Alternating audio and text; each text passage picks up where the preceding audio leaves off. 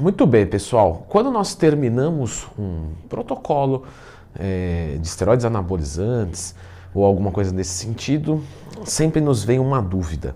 Devo parar de uma vez ou devo fazer um desmame? Então vamos lá, já clica no gostei, se inscreva no canal, pois até o final desse vídeo você vai descobrir a melhor estratégia para esse tipo de situação e que as pessoas fazem muita confusão. Por quê? Porque elas tratam medicações como se fossem um grupo só. Né? Eu acho que esse aqui é o grande lance. Então as medicações têm vários e vários tipos de grupos, de cada uma de uma forma específica, inclusive na descontinuação. Então quando um aluno me pergunta assim, olha, eu estou tomando tal coisa, posso parar de uma vez? Temos que descobrir o que é essa coisa. Por exemplo, sibutramina.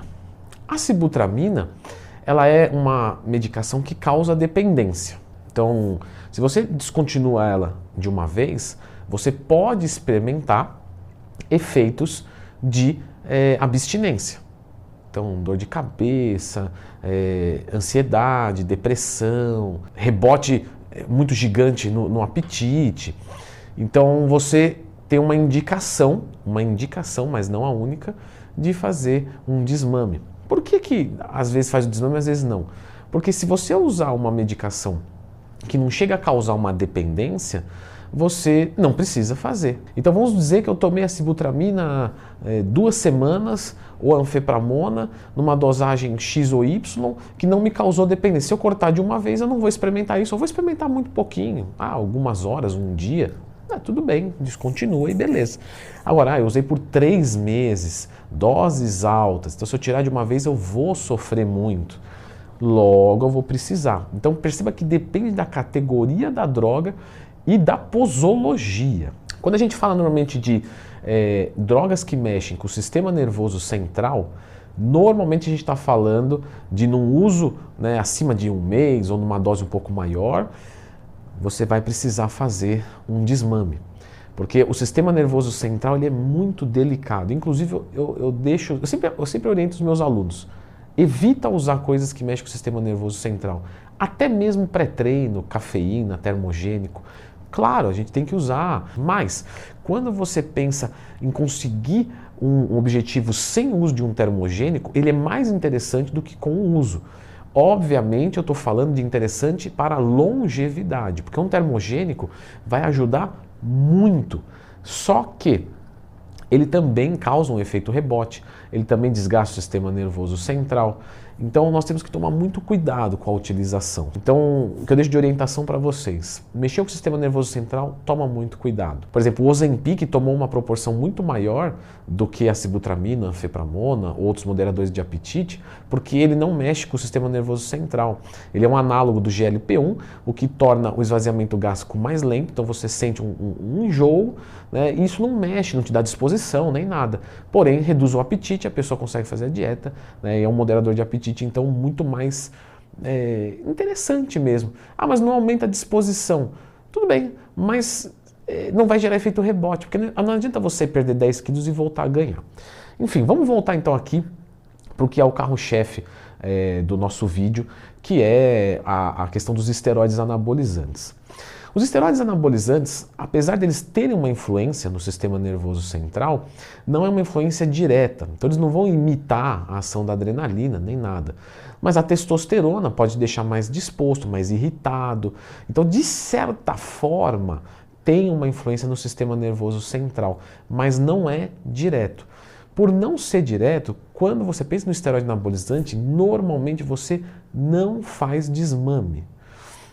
Você vem com a dose cheia, carregando e para.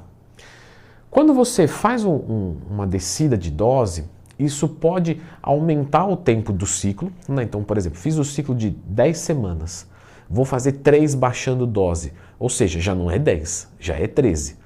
E nessas 3 semanas você não costuma ter resultados, porque o corpo sempre entende altos e baixos. Então, apesar de não haver, de fato, saturação de receptor nem nada, o que a gente observa empiricamente, e eu acho que é legal essa parte do vídeo, porque aqui no canal eu faço muito disso.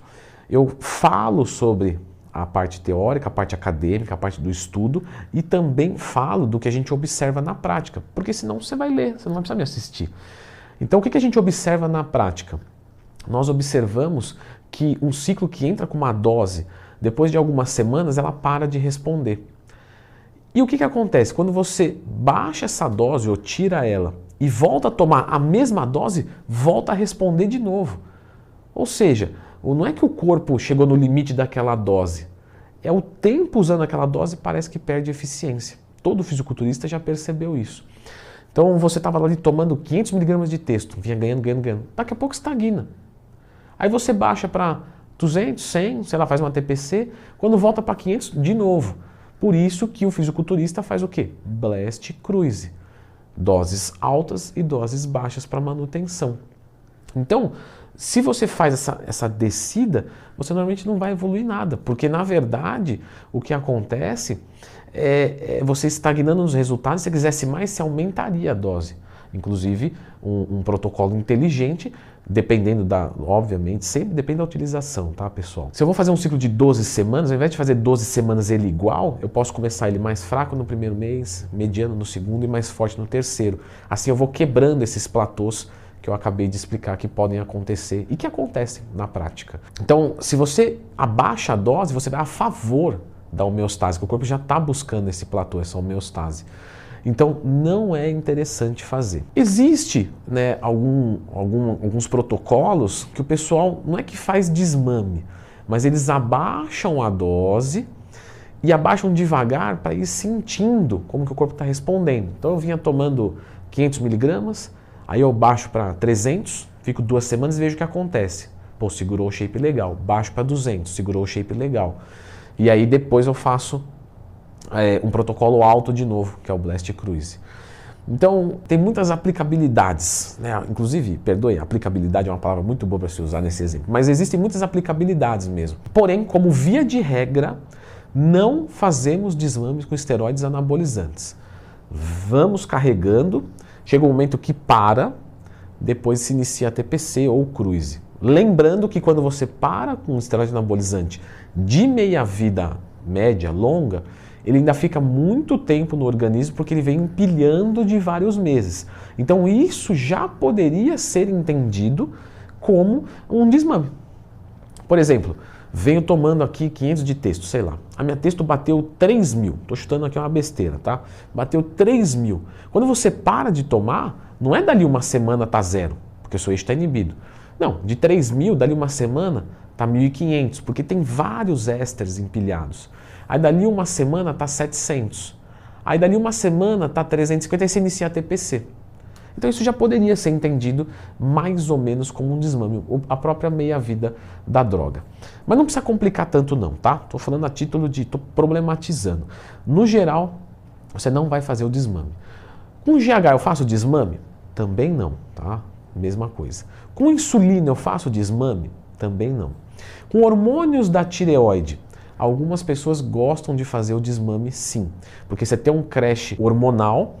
Depois que você usa hormônios da tireoide, e esse crash hormonal ele pode demorar até 6 meses para você recuperar o eixo da tireoide. Então algumas pessoas fazem uma queda um pouco mais constante para o corpo ir entendendo e voltando a funcionar.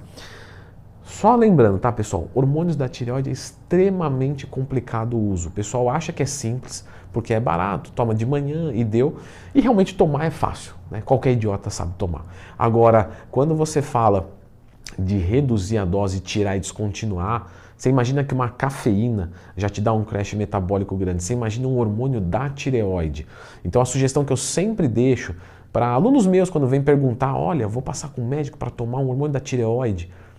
Cara, se você não está emagrecendo, você tem... Quanto de gordura você tem? Não, Leandrão, eu tenho 20% de gordura. Se você não emagrece sem hormônio da tireoide, o problema não é a tireoide. A menos que você tenha o caso de hipotireoidismo, tá? Mas o problema não é a tireoide, é a tua dieta e o teu treinamento. Se você precisa de passar de 20% de gordura corporal para 15 ou para 10 com o hormônio da tireoide, é porque você faz tudo errado. Porque qualquer um chega fazendo certo em 10% de gordura. Pode levar tempo, é lógico, mas você vai chegar. Leandrão, quero reduzir de 10 para 5 com o hormônio da tireoide. Começa a ter uma eficiência, uma eficácia. Só que será que vale a pena? Porque quando você chegar em 5, o que você vai fazer? Ah, vou descontinuar, vou tomar uma dose de manutenção, né? Talvez compense você chegar a 6, 7 natural ou com cafeína termogênica e manter isso de uma forma mais fácil. Mas enfim, hormônios da tireoide, pode acontecer o desmame, ainda que não é tão comum. O pessoal normalmente descontinua de uma vez e toma um grande rebote com isso. Eu falei bastante aqui, pessoal, sobre Blast Cruise, mas se você não sabe o que é Blast Cruise, eu vou deixar você com esse vídeo aqui. E se você sabe, é importante que você veja também, porque eu vejo corriqueiramente muitos erros de Blast Cruise, pessoal. E erro de Blast Cruise não é brincadeira. Você está brincando com coisa muito séria. Então dá uma olhada aqui.